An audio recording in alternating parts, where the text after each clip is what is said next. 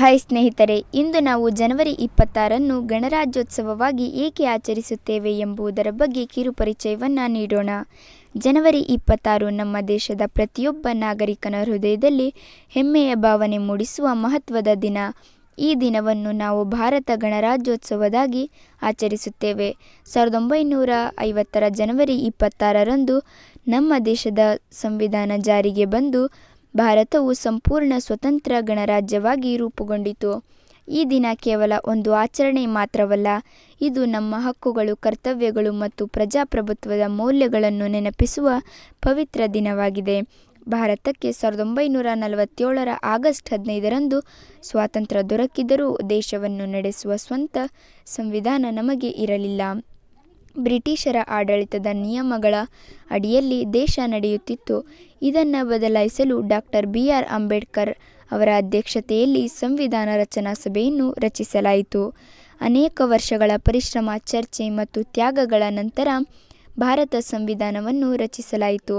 ಈ ಸಂವಿಧಾನವು ಸಮಾನತೆ, ಸ್ವಾತಂತ್ರ್ಯ, ಸಹೋದರತ್ವ ಮತ್ತು ನ್ಯಾಯದ ಮೇಲಿನ ಆಧಾರಿತವಾಗಿ ಜನವರಿ 26ರಂದು ಸಂವಿಧಾನ ಜಾರಿಗೆ ಬಂದ ನಂತರ ಪ್ರತಿಯೊಬ್ಬ ಭಾರತೀಯನಿಗೂ ಮತದಾನದ ಹಕ್ಕು, ಸಮಾನ ಅವಕಾಶಗಳು ಮತ್ತು ಸ್ವಾತಂತ್ರ್ಯದ ಭರವಸೆ ದೊರಕಿತು.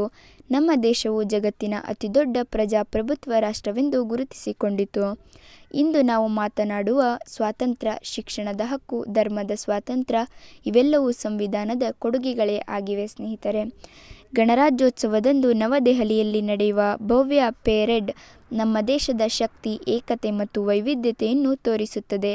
ವಿವಿಧ ರಾಜ್ಯಗಳ ಸಂಸ್ಕೃತ ಸೇನೆಯ ಶೌರ್ಯ, ವಿಜ್ಞಾನ ಮತ್ತು ತಂತ್ರಜ್ಞಾನದ ಸಾಧನೆಗಳು ಜಗತ್ತಿಗೆ ಭಾರತದ ಸಾಮರ್ಥ್ಯವನ್ನು ಪರಿಚಯಿಸುತ್ತವೆ. ಇಂದು ಪ್ರತಿಯೊಬ್ಬ ಭಾರತೀಯನಿಗೂ ದೇಶದ ಮೇಲೆ ಹೆಮ್ಮೆ ಉಂಟುಮಾಡುವ ಕ್ಷಣವಾಗಿರುತ್ತದೆ. 2026ರ ಈ ಗಣರಾಜ್ಯೋತ್ಸವದ ಸಂದರ್ಭದಲ್ಲಿ ನಾವು ಕೇವಲ ಇತಿಹಾಸವನ್ನು ನೆನಪಿಸಿಕೊಳ್ಳುವುದಿಲ್ಲ, ಭವಿಷ್ಯದತ್ತ ದೃಷ್ಟಿ ಹೆಸರಿಸಬೇಕಾಗಿದೆ. ಯುವ ಜನಾಂಗವಾದ ನಾವು ದೇಶದ ಅಭಿವೃದ್ಧಿಗೆ ನಮ್ಮ ಶ್ರಮ, ಜ್ಞಾನ ಮತ್ತು ಪ್ರಾಮಾಣಿಕತೆಯನ್ನು ನೀಡಬೇಕು. ದೇಶವನ್ನು ಸ್ವಚ್ಛವಾಗಿಡುವುದು, ಸಂವಿಧಾನವನ್ನು ಗೌರವಿಸುವುದು, ಜಾತಿ ಧರ್ಮ ಭೇದವಿಲ್ಲದೆ ಸಹೋದರತ್ವದಿಂದ ಬದುಕುವುದು ನಮ್ಮೆಲ್ಲರ ಕರ್ತವ್ಯವಾಗಿದೆ.